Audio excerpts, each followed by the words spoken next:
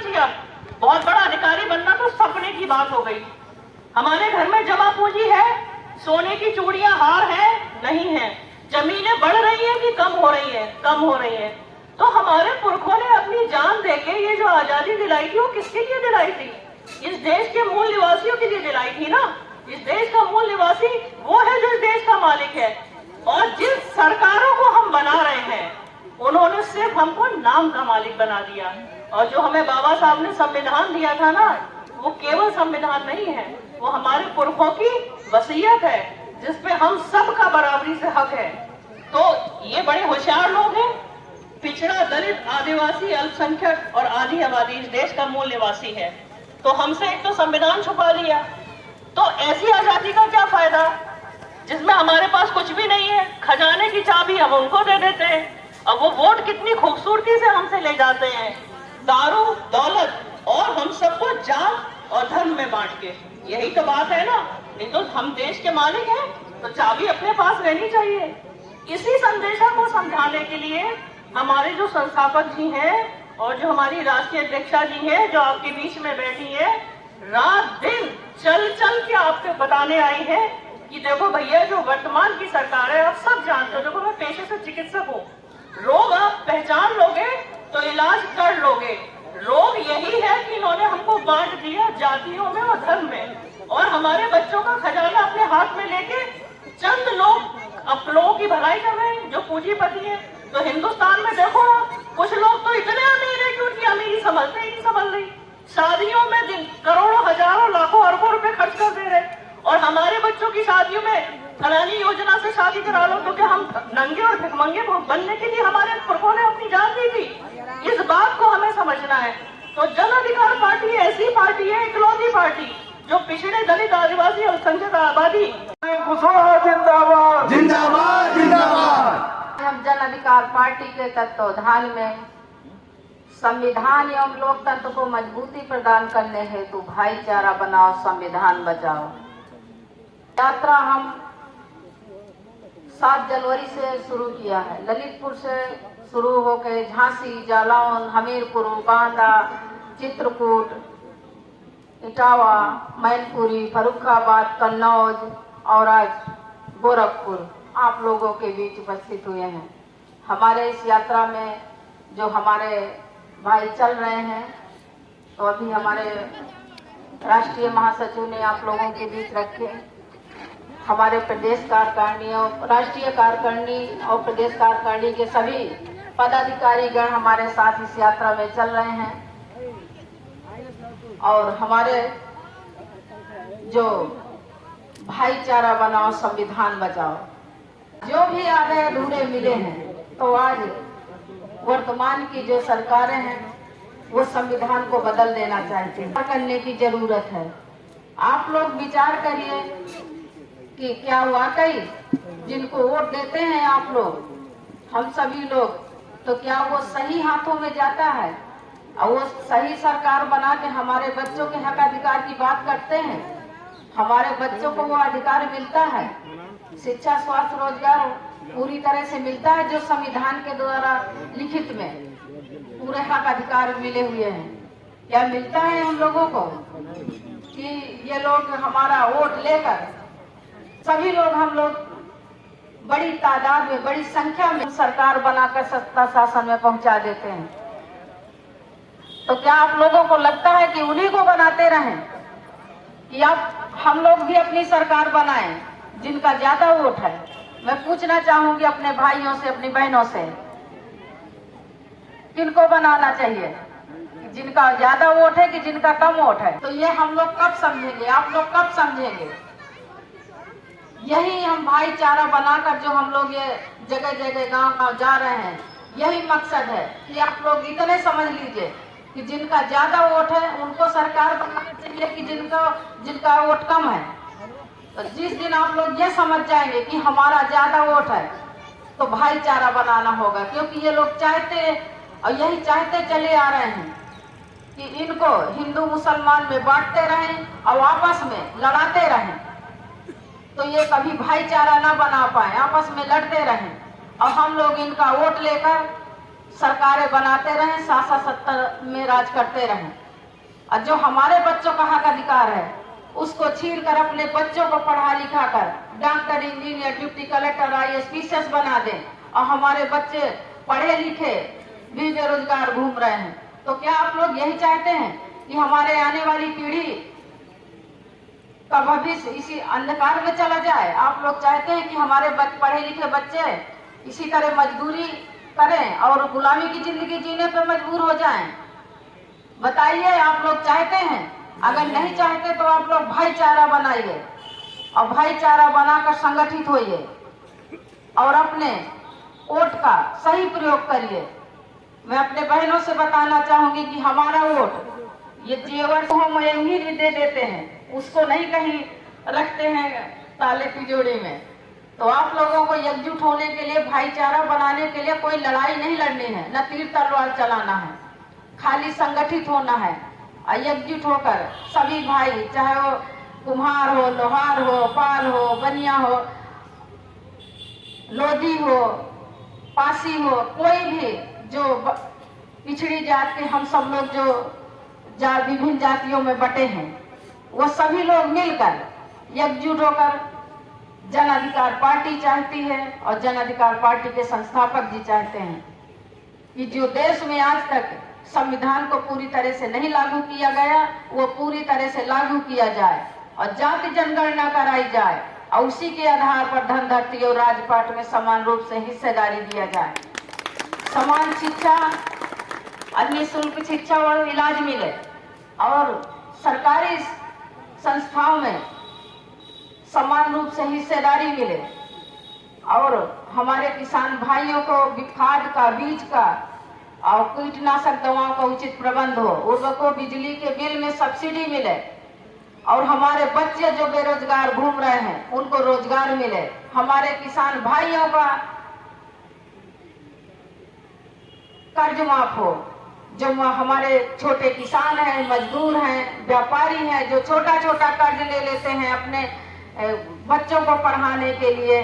किसान भाइयों के पास पैसे नहीं होते तो वो अपने बच्चों को पढ़ाने के लिए खेत भी गिरवी रख देते हैं। कोई जिला पंचायती लड़ ले, आपस में भाईचारा बनाकर आप लोग जब ये काम शुरू करेंगे तभी अपना विधायक बनाएंगे, अपना सांसद बनाएंगे और उस शासन सत्ता में पहुंचाएंगे जहां से सारे कानून बनते हैं, जहां से सारे हक अधिकार मिलते हैं।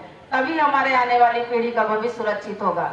इन्हीं शब्दों के साथ मैं अपनी गाड़ी को विराम देती हूँ। आप लोगों ने हमारा रथ रोक का स्वागत सम्मान किया, इसके लिए बहुत बहुत धन्यवाद, बहुत बहुत आभार। हिसाब से चलेंगे हम लोग जन अधिकार पार्टी की विचारधारा, जो हमारा नारा है, जिसकी जितनी संख्या भारी उसकी उतनी हिस्सेदारी, गरीब हो या हो धनवान सबकी शिक्षा एक समान, यही वो हमारा उद्देश्य है। भाईचारा बनाओ, संविधान बचाओ।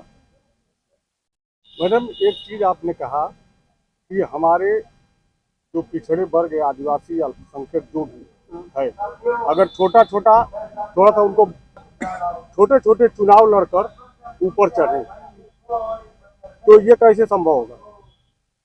जब भाईचारा बनाएंगे आपस में जब आदमी संगठित होता है तभी तो ये सारे काम होते हैं। भाईचारा कैसे बनेगा?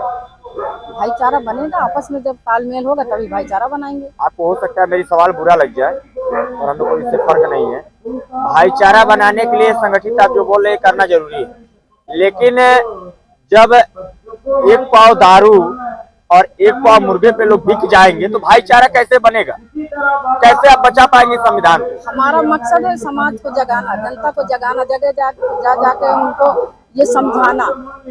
हमारा जितना उद्देश्य है, हम जितना समझा पाएंगे उतना समाज को समझा रहे हैं। एक चीज और, जैसे आपने कहा ये सबको जोड़ना अच्छी बात है, सारे लोग अपना अपना काम करते हैं, लेकिन आज तक जब से हिंदुस्तान आजाद हुआ बहुत से बैकवर्ड और बहुत से एससी लोग विधायक और सांसद बने हैं और जब वो जाते हैं वहाँ संसद में तो लोग वोट तो लेते हैं, बैकवर्ड एससी का सबका सीट भी है, लेकिन वहाँ जाने के बाद वो भूल जाते हैं। जब उनको पद मिलता है तो वो भूल जाते हैं। तो आप पे ये कैसे लोग विश्वास करें कि आप जाएंगे तो हमारी ही बात करेंगे, अपना जेब आप नहीं भरेंगे, आप लोग ये पार्टी नहीं जेब भरेगी। इसके लिए भी चाहिए ना भाईचारा आप बना रही है, बिल्कुल सही बात है, होना भी चाहिए। सारे लोग करते हैं, मैं ये नहीं कहा कि आप क्यों कर रही हो वो नहीं कर, वो भी किए हैं वही कर रहे हैं, आप भी कर रही हैं, अच्छी बात है। समाज को बैकवर्ड पिछड़े या अनुसूचित जिसको जगा रही है, अच्छी बात है। लेकिन हमारा ये कहना था कि जैसे यही अनुसूचित बैकवर्ड लोग, सारे लोग यही हम लोगों से वोट लेकर, यही लोगों से जाकर सत्ता में जब चले जाते हैं तो हमारी बात न उठा के वो अपना जेब भरते हैं, तो इसमें से ये कैसे होगा?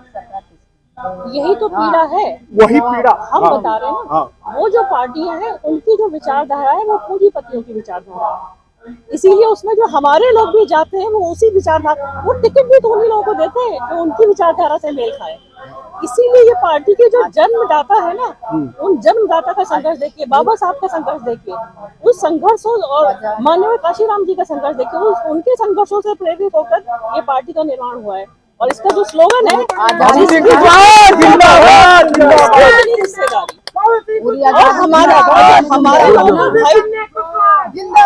हमारे लोगों का भाईचारा जो मिटाने वाले लोग हैं, हम उनसे आगाह करने के लिए आए।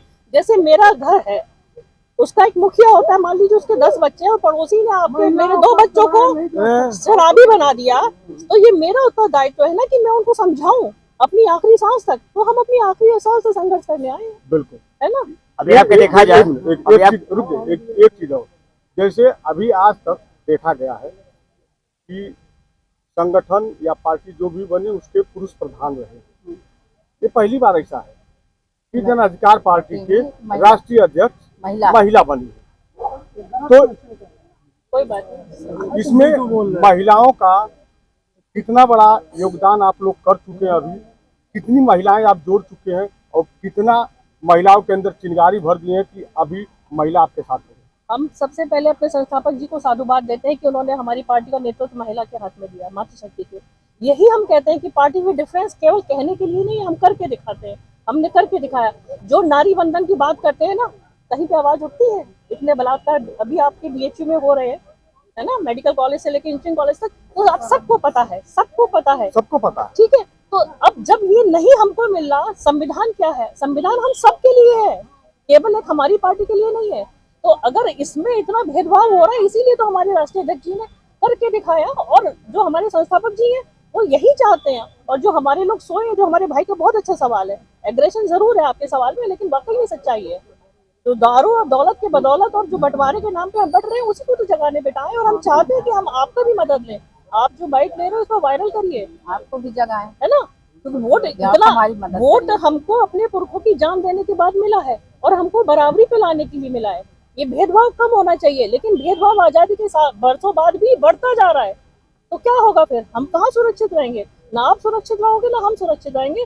तो बेहतर है कि हम बराबरी पे रहें, जो हमारे बाबा साहब ने हमारे पुरखों ने। यही चीज हमने कहा कि महिला अगर मातृ शक्ति है और मातृ शक्ति के हाथ में अगर सत्ता मिले या बागडोर मिले तो वो कहाँ तक ले जाएंगे, क्योंकि इसके पहले लोग अभी केवल महिला का हो रहा है। अभी देखिए केंद्र सरकार ने भी ये चीज लागू किया कि महिला को आरक्षण देंगे, लेकिन चुनाव के पहले कहिए, उसके बाद 2029 का टारगेट दे दिया और फिर 2029 में चुनाव होगा, फिर न परिसीमन होगा न जनगणना होगी, सिर्फ नाम का होगा। इसीलिए देखिए, आप पहली बार मैंने देखा है कि हमारे समाज की महिला कम से कम घूंघट में से ही निकल रही है। धीरे धीरे वो समझेंगी। हम बता रहे हैं कि संविधान एक्चुअली हमने भी नहीं पढ़ा था ना, जब हमने पढ़ा तब जाना, इसीलिए हम अपने सारे समाज को बताने आते हैं। बस इतनी सी बात। लोगों को जैसे आप में लोगों को ये झलक लगी कि आपके बात में विश्वास है, तभी अगर वो सवाल हम नहीं करेंगे, ये आपके पार्टी के लोगों को कहिए जो पदाधिकारी है, ये इससे सवाल से भागे ना, उसका जवाब दें। एक सवाल और मैं आपसे काटता हूँ। अभी आपके बगल में यही देखा जाए, गोरखपुर के रहने वाले संजय निषाद जी, जो कि बहुत ज्यादा पिछड़े के लोगों की हितैषी बात करते हैं, लेकिन आपके प्रयागराज महाकुंभ में बहुत से अगर देखा है तो सबसे ज्यादा पिछड़े के ही लोगों ने जान गंवाई है। लेकिन वहां पर उनका बाइट आया, उनका बयान आया, बड़े बड़े शहरों में छोटा मोटा कांड होता रहता है, आप लोग देखी होंगी, इस पे आपकी क्या विचारधारा है? देखिए, यही तो सोच है ना। और चलिए, तो आपने डॉक्टर संजय जी की बात बता दी, आपने उस बाबा की बात नहीं बताई जो हमारे भाइयों के मरने को कहता है कि मोक्ष मिल गया जी। तो अब यही समझिए। तो जो ये वाली पार्टियां हैं ना, ये हमारे ही भाइयों को ले जाती हैं जो उनकी विचारधारा से मेल खाते हैं और नाम देती है जाति के नाम पे। ये देखिए, निषाद जी का है, ये है। इस सब का भ्रम मिटाने के लिए हमको, इसीलिए हम लोग को हमारे संस्थापक जी और राष्ट्रीय अध्यक्षा जी आ रही है। बनारस वाले मिश्रा जी का नाम सुने होंगे आप, सबको लगभग जानता होगा। बिहार की बेटी बनारस में उसकी हत्या कर दी जाती है और उसको दर्शाया जाता कि ये आत्महत्या है, लेकिन उसमें वो लड़ाई लड़ते हैं और कुछ रामभद्राचार्य के बयान पर भी वो अपना कटाक्ष देते हैं, विचारधारा करते हैं, लेकिन उनको जेल भेज दिया जाता है। जितना आनंद फानन में उनको छोटा सा धारा लगाकर जेल भेजा जाता है, उतने आनंद फानन प्रशासन बनारस की नहीं एक्टिव रहती है। बिहार की बेटी बनारस में मर गई और आनंद फानन में बाड़ी जला दिया गया, लेकिन उसके परिवार को नहीं दिया गया। ये टिप ऑफ आइसबर्ग है। पूरे समाज में ऐसी घटनाएं हो रही है, तो स्नेहा की बात तो सबके मीडिया के माध्यम से सबके बीच में आ गई है। हर गली, हर गांव, हर नुक्कड़ पे हो रही है, तभी तो हम लोग को बाहर निकलना पड़ रहा है। आप लोग बचा पाएंगे? प्रयास तो करेंगे ना। देखो, एक जंगल में आग लगी थी, मेरी बात सुनिए, एक जंगल में आग लगी थी, एक चिड़िया अपनी चोंच में पानी लेके आती थी। लोग कह रहे थे भाई तुम्हारी चोंच के पानी से क्या आग बुझ जाएगी? उसने कहा मैं अपना कर्तव्य तो पूरा कर लूं। तो हम सब अपना कर्तव्य निभा रहे हैं और मैं उम्मीद करती हूँ कि आप भी अपना कर्तव्य निभाएंगे। क्योंकि आप तो सब। नमस्कार, आप देख रहे हैं समाचार मुद्दा यूपी का। मैं प्रहलाद मौर्य। इस वक्त कौड़ीराम के करीब गजपुर मार्ग पे माहोपार ग्राम सभा में मौजूद है। यहाँ पे जन अधिकार पार्टी के राष्ट्रीय अध्यक्ष माननीय शिव कन्या कुशवाहा जी आई है और अपने साथ यह पिछड़ा, दलित, अल्पसंख्यक या हक पिछड़ा, जात बिरादरी की कोई बात नहीं। इन्होंने केवल एक चीज कहा कि कोई भी बिरादरी का पिछड़ा हो, वो पिछड़े की राजनीति कर रही है। जो पिछड़ा हाथ पिछड़ा हो, किसी के लिए जो गरीब हो, वह सबको एक मंच पे आना चाहिए। और जन अधिकार पार्टी एक ऐसी पार्टी है जो सबको एक मंच पर लाकर गरीब, असहाय, अत्याचार और जो भी हक सुविधा मिलना चाहिए सरकार से, वह देने के लिए सक्षम है। इसलिए आप जन अधिकार पार्टी को वोट करें। बाकी काफी लोग हैं यहाँ, कुछ महिलाएं भी हैं, लेकिन सारी महिलाएं चली गई। कुछ लोग ऐसे हैं कि जो जानने की कोशिश करेंगे, इसी गांव के हैं, कि क्या कहते हैं लोग इनके विचार से। मेरा नाम अर्जुन प्रसाद मौर्य है। क्या कहेंगे बाबा? ये किसी का है? जैसे ये आई हैं और माननीय शिव कन्या मौर्य जी और राष्ट्रीय अध्यक्ष हैं और ये सबको जुटाई है, तो इससे क्या संदेश जा रहा है कि क्या लोग एकजुट हो पाएंगे? संदेश ठीक है, और समाज को एकजुट होकर के कोई काम अच्छा किया जा सकता है, वो करना ही चाहिए। समाज को एकजुट अगर करने के लिए अगर किया जाए तो अच्छा काम होना चाहिए। इसी बीच में कुछ लोग और हैं, भीड़ है, ये हमारे साथ और हैं। देखिए टोपी भी लगाए जन अधिकार पार्टी के। क्या नाम है सर? अंबिका प्रसाद मौर्य। क्या कहेंगे आज यहाँ पर जो ये कार्यक्रम हुआ है, माननीय शिव कन्या मौर्य जन अधिकार पार्टी के राष्ट्रीय अध्यक्ष रथ भी जा रहा है, थोड़ा सा कहेंगे, दिखा दीजिए कि यह रथ कारवां ये पूरे जिले में भ्रमण किया है और ये अब देवरिया में क्रॉस करने वाला है। क्या कहेंगे इस पे कि इससे लोग एकजुट होंगे? देखिए, जुट करना पार्टी का कार्य है, सबको समझाना बुझाना, और हर आदमी का अलग अलग मत होता है, लेकिन हमारा यही प्रयास रहेगा कि सब भाईचारे के रूप में सबको समझा बुझा करके अपने पक्ष में, अपने पार्टी के पक्ष में काम करें। धन्यवाद। नमस्कार, आप देख रहे हैं समाचार मुद्दा यूपी का।